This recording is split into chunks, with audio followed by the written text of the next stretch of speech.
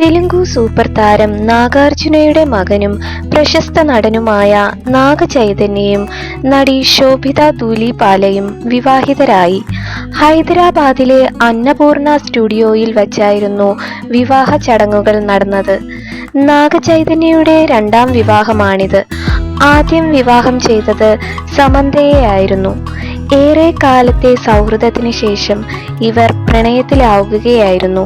തുടർന്ന് 3 വർഷം നീണ്ടുനിന്ന വിവാഹ ജീവിതം ഇരുവരും 2021 അവസാനിപ്പിച്ചു.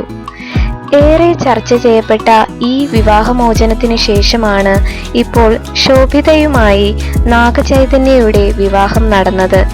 മരുമകളെ തന്റെ കുടുംബത്തിലേക്ക് ക്ഷണിച്ചുകൊണ്ട് നാഗാർജുന സാമൂഹിക മാധ്യമത്തിൽ പോസ്റ്റ് ഇട്ടിരുന്നു.